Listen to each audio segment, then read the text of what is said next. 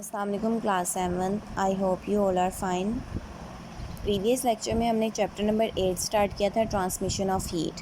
Heat आपने पढ़ा कि heat is the thermal energy that flow from an object, ठीक है। और हाई हीट जो है वो हाई टेम्परेचर वाले ऑब्जेक्ट से लोअर टेम्परेचर वाले ऑब्जेक्ट की तरफ मूव करती है। फिर आपने हीट की टाइप्स पढ़ी कि कितने तरीके से हीट ट्रांसफ़र हो सकती है, कौन से वेज हैं। तो वो थे कंडक्शन, कन्वेक्शन और radiation.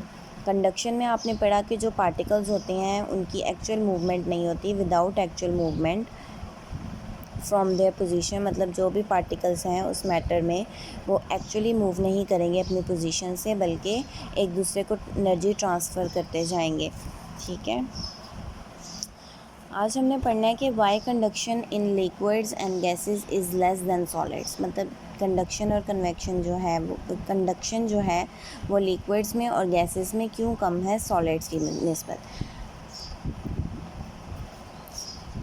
The particles in liquid and gases are not held closely together. The particles have less chance to bump into another particles in liquid and even lesser in gases. That is why the transfer of heat energy from fast moving particles to neighboring particle is slow, ठीक है। Conduction में आपने पढ़ा कि actual movement नहीं होती particle की, बल्कि वो एक दूसरे को एनर्जी ट्रांसफ़र करते हैं बाय कोलाइडिंग, मतलब एक दूसरे से कोलाइड करके अपनी जो वाइब्रेट होते हैं और एक दूसरे से कोलाइड करके अपनी एनर्जी दूसरे पार्टिकल को ट्रांसफ़र करते जाते हैं।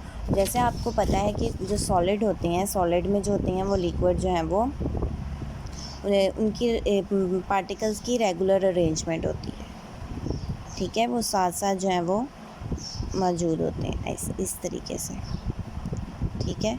तो ये इजीली जो है वो एक दूसरे को हीट ट्रांसफ़र करते जाएंगे, एक वाइब्रेट होंगे, एक दूसरे से कोलाइड करेंगे और अपनी जो एनर्जी अगले को शिफ्ट कर देंगे। इसी तरीके से कोलाइड करके अगले को शिफ्ट करते जाएंगे, ठीक है।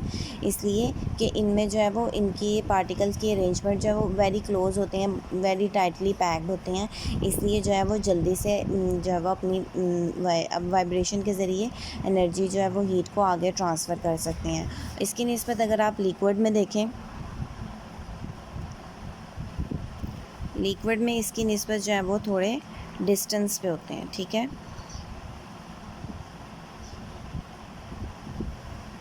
ठीक है, लिक्विड्स में तो इसलिए आगे ट्रांसफ़र करने में उन्हें थोड़ी डिफ़िकल्टी पेश आती है, इसलिए वो इसमें जो है वो स्लो हो जाती है कंडक्शन। और इसके निस्बत अगर आप गैसेस में देखें तो गैसेस में तो पार्टिकल जो हैं वो बहुत ज़्यादा डिस्टेंस पे मौजूद होते हैं, ठीक है। तो इसलिए इनके दरमियान ट्रांसफ़र होना और ज़्यादा मुश्किल हो जाता है। तो इसीलिए सॉलिड में कंडक्शन जो है वो ज़्यादा होती है, लिक्विड में उससे कम और गैस में सबसे कम होती है कंडक्शन, ठीक है। Water and air are bad conductor of heat, ठीक है। ये ऑब्जेक्टिव के तौर पर भी आपको आ सकता है कि dash and dash are the bad conductor of heat.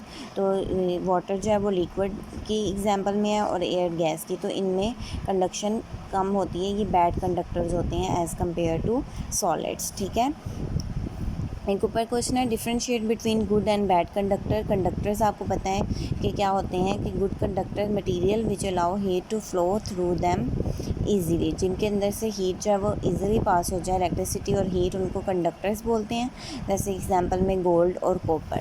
Bad conductors क्या होते हैं, material which do not allow heat to flow through them easily, जिनमें से ईज़िली पास नहीं करती उन्हें बैड कंडक्टर बोलते हैं। प्लास्टिक और वुड, जैसे आप देखें प्लास्टिक में भी ज़्यादा चीज़ें जो हैं वो जल्दी गर्म नहीं होती है और वुड भी जो है वो खुद जो है वो गर्म नहीं होती, ठीक है। तो ये बैड कंडक्टर ऑफ हीट है। नेक्स्ट है डिफाइन कन्वेक्शन, ठीक है। हमने एक टाइप पढ़ ली ट्रांसफ़र की, कंडक्शन। अब नेक्स्ट है convection.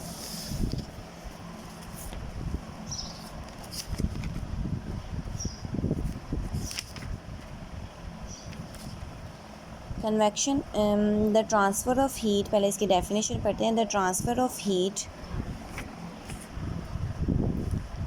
in which molecule of the medium actually move to the source of heat energy to absorb heat and then move away from it is called convection, ठीक है। Convection में क्या हो रहा है कि पार्टिकल एक्चुअली मूव कर रहे हैं फ्रॉम देयर पोजीशन, मतलब जहाँ पे वो मौजूद है वहाँ से वो सोर्स की तरफ जो है वो हीट को, एनर्जी को और हीट को absorb करने के लिए उसकी तरफ मूव करते हैं, और फिर जब वो अपनी एनर्जी वहाँ से absorb कर लेते हैं फिर अपनी जगह पे वापस आ जाते हैं। तो इसको बोलते हैं, इस प्रोसेस को कन्वेक्शन। कंडक्शन में क्या होता था एक्चुअली विदाउट एक्चुअल मूवमेंट है। इसमें जो है वो मीडियम जो पार्टिकल्स हैं वो एक्चुअली मूव कर रहे हैं। इसी प्रोसेस को समझने के लिए हम ये इसका एक्सपेरिमेंट करते हैं। Unlike particles of solids, particles in liquid and gases move from one place to another. Take a beaker and put some. अब ये ऊपर वाली लाइन में जैसे सॉलिड पार्टिकल मूव नहीं करे, क्यों नहीं करे? क्योंकि वो हेल्ड क्लोजली हैं, वो एक दूसरे के साथ बहुत मतलब कम्पैक्ट जो है वो उनकी स्ट्रक्चर होता है, रेगुलर अरेंजमेंट है, तो उनके दरमियान वहाँ से मूव करना, क्योंकि इनमें स्पेस बहुत कम है तो इसलिए वहाँ से मूव करना मुश्किल होता है। इसकी निस्बत लिक्विड और गैसेस में स्पेस ज़्यादा होती है, पार्टिकल जो है एक दूसरे से फार डिस्टेंस पे होते हैं, इसलिए वो मूव कर सकते हैं। Take a beaker and put some pieces of paper in it. Fill half of the beaker with water. Heat the beaker by a spirit lamp. We shall see that the pieces of paper rise to the top of the water, move sideways and sink to the bottom. The water in the beaker also get warm. The particles of the water absorb heat from the bottom of the beaker and rise to the top. Other surrounding molecules of water come to the bottom to absorb heat energy. वो कहने के particles of जो water के particles हैं, molecules हैं, यहाँ से हम लोग जब हीट करें तो यहाँ पे जो पार्टिकल जो हैं वो मॉलिक्यूल्स जो हैं वाटर के हीट हो गए हैं, वो अब जो है वो यहाँ से हीट लेके ऊपर चले जाएंगे। ठीक है, फिर इस तरीके से जो ऊपर वाले हैं और साइड वाले जिनकी हीट एब्जॉर्ब नहीं की, कम हीट पे हैं, तो वो जो है वो यहाँ पे आएंगे और हीट यहाँ से एब्जॉर्ब करेंगे। इस तरीके से ये प्रोसेस जो है वो कंटिन्यू रहता है। इसमें जो है मॉलिक्यूल्स एक्चुअली मूव कर रहे हैं टुवर्ड्स द हीट सोर्स। ठीक है, तो यही इसकी डेफिनेशन थी कि पार्टिकल जो है वो एक्चुअली मूव करते हैं हीट एनर्जी को की तरफ टू एब्जॉर्ब हीट। ठीक है, convection occurs in liquids and gases only because their molecule can move freely.